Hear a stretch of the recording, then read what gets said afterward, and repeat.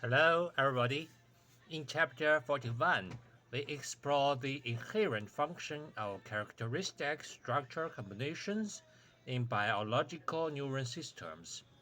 This function is shaped by evolutionary environments and survival conditions, with the activation state of G influenced by both the current environment and the neuron system's internal environment. Thus, G activity and the resulting behaviors can be seen as a special form of interaction between environments and a type of martial interaction.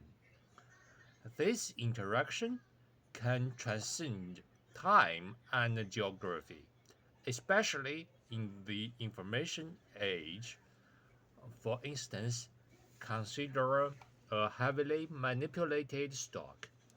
If it suddenly plummets, the decision maker's reasons for this action will influence other traders through the stock candlestick chart. The emotions of panic, greed, or other feelings generated in these traders will not only affect the stock's subsequent performance, but may also manifest in their daily lives. Extreme behaviors in daily life can further impact those around them, such as family members. Although G activity can span time and geography, sometimes even thousands of years, it differs from divination. Through careful analysis, you'll find that each link in the chain of G activity has a relatively straight and clear logical sequence. Unlike superstitions where a falling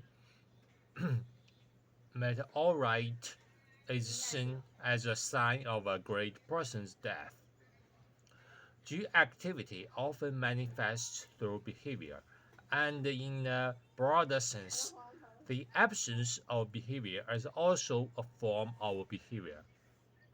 We've known for a long time that behaviors resulting from G activity are achieved through vector effects. Let's dwell deeper into this. We categorize similar actions into the same type of behavior, such as teaching, negotiating, dating, eating, etc. However, have you noticed that the same behavior manifestations can have entirely different G activity state?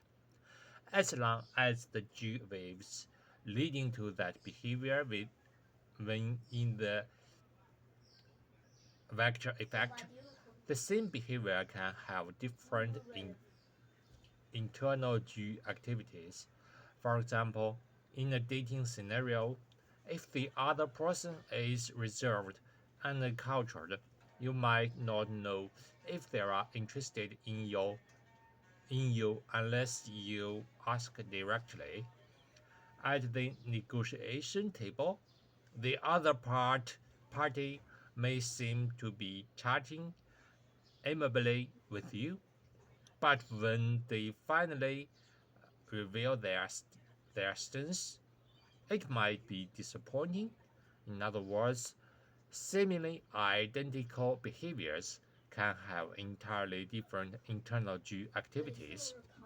So, how can we use G theory to distinguish these seemingly identical behaviors?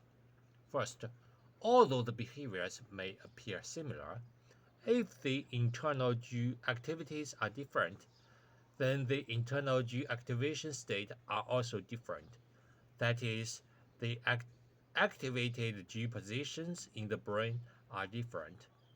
If the behavior is framed, the brain must simultaneously activate the G related to the true internal thoughts. Although the G waves of these true thoughts may not be strong enough to win in the vector effect against the frame behavior G waves due to their different activation positions and G connections, they can lead to some minor local behaviors, thereby affecting the details of the overall thing behavior. These, min- these minor local behaviors, including micro expressions and micro gestures, are often overlooked by the thing behavior G. For example, a gladiator in the arena focuses all their behavior on fighting and defending, but if they have if he have an itch in his crotch, it activates the corresponding G in the central nervous system, leading to seemingly unintentional shaking movements. In a dating scenario, does the other person's pupil dilate, dilate when talking to you? In a negotiation, does the other party clench their arms or nod with a slight shake? These details can serve as auxiliary means for advanced judgment. However, from a game theory perspective, these micro gestures can also be feigned. Generally, when a G is activated, if its G waves do not encounter significant resistance in the vector effect, the resulting behavior is often urgent, excited, and specific. When, when there is strong resistance, the behavior tends to be slow, inhibited, and localized. Behaviors resulting from feigned behavior G waves are more urgent, excited, large in scope, and lacking in detail. Note that the lack of detail in feigned behaviors should be distinguished from the rude and reckless nature of some individuals.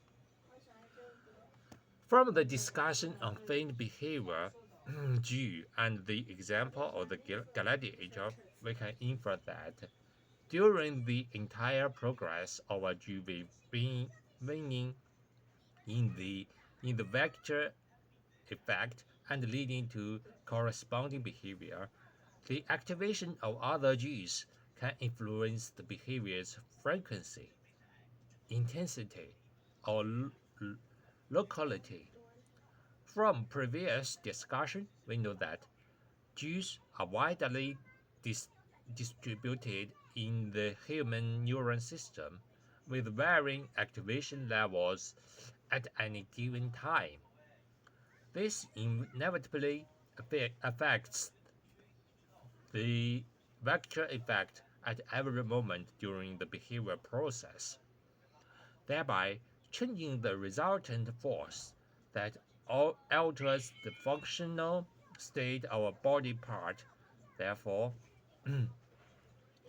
any behavior over a period can be imagined as a multi-parameter, multi-dimensional time varying function.